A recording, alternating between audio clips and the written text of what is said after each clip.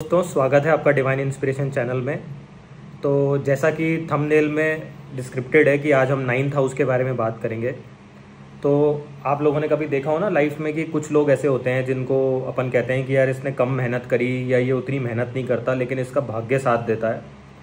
तो बस यही 9th हाउस के कैरेक्टरिस्टिक्स हैं कि सही समय पर सही लोगों के साथ सही लोगों के सामने अगर आप कुछ प्रेजेंटेशन दे रहे हैं या कोई आपका आइडिया है या कोई भी वर्क प्लेस पे आप होते हैं और वहाँ पे आपकी वो चीज़ क्लिक कर जाती है, दैट मीन्स कि आपका भाग्य आपका सपोर्ट कर रहा है और आपके भाग्य में पॉजिटिव ग्रह बैठे हैं।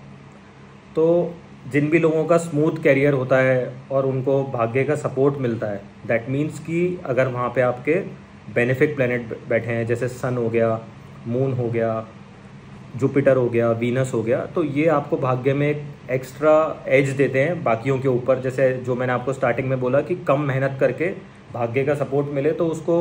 आज के युग में कहेंगे कि भाग्य का सपोर्ट बहुत अच्छा मिल रहा है और सही समय पर सही लोगों के लिए वो काम कर रहा है। तो ऐसा इंसान क्या है, कुछ भी कर ले तो वो सही ही होता है। और बहुत से लोग होते हैं जो सही करने की कोशिश करते हैं, मेहनत करते हैं, लेकिन उनको उतने रिजल्ट्स लाइफ में नहीं मिलते। दैट मीन्स कि मेलेफिक इम्पैक्ट है उनकी लाइफ में। तो कहने का मतलब ये है कि जैसे मान लीजिए किसी का सैटर्न है वहाँ पे, तो अब सैटर्न क्या है, नैसर्गिक स्लो मूविंग चैनल है, तो वो कहेगा कि मैं धीरे धीरे आपको भाग्य पे सपोर्ट करूँगा। तो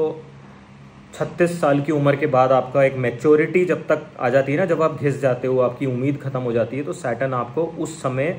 अपना बेस्ट रिजल्ट देता है और भाग्य आपका सपोर्ट करता है। पर ये निश्चित है कि आप मेहनत करोगे तो आपको सैटर्न या कोई भी मैलेफिक होगा आपको सपोर्ट ज़रूर करेगा, चाहे लेटर एजेस में करे अपनी लाइफ के, लेकिन आपको सपोर्ट अवश्य मिलता है, क्योंकि आपकी मेहनत कभी भी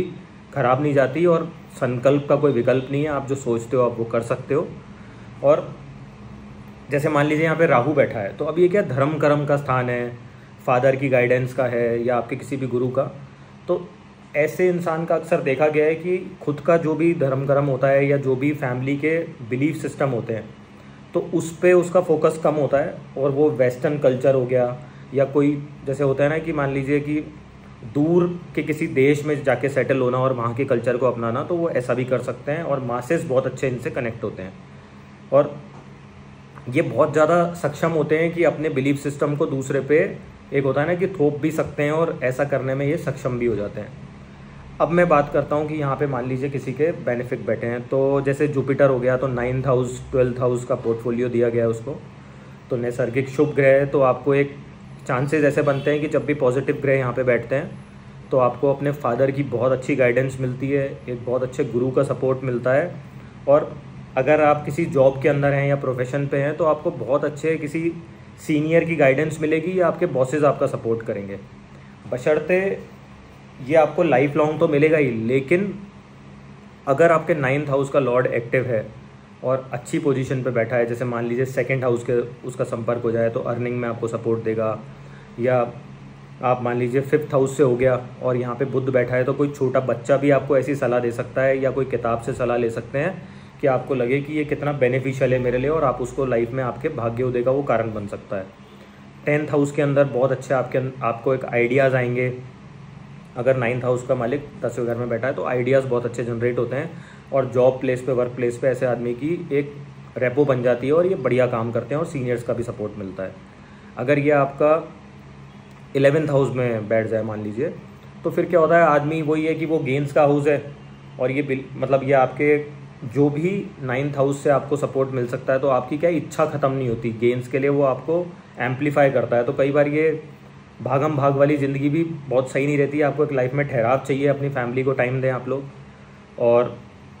8th हाउस के अंदर भी ऐसा इंसान कई बार अपना एक डायरेक्शनल जो स्ट्रेंथ होती है ना भाग्य की, वो ड्रेन आउट हो जाती है, तो वो बहुत बढ़िया नहीं माना गया। 7th हाउस में होता है तो भी पार्टनरशिप में या उसकी वाइफ का बहुत इंपॉर्टेंट या उसकी पार्टनरशिप का बहुत इंपॉर्टेंट रोल रहता है उसके भाग्योदय होने में। और कुल मिला के अगर अपन एक पूरा इसको ब्रीफिंग करके बात करें, तो सही समय पर सही लोगों से आपका ताल्लुकात हो जाए या जो भी आप फील्ड में काम कर रहे हैं वो लोगों को क्लिक कर जाए, तो ये बेस्ट चीज़ है आपकी लाइफ में होने के लिए। और इसका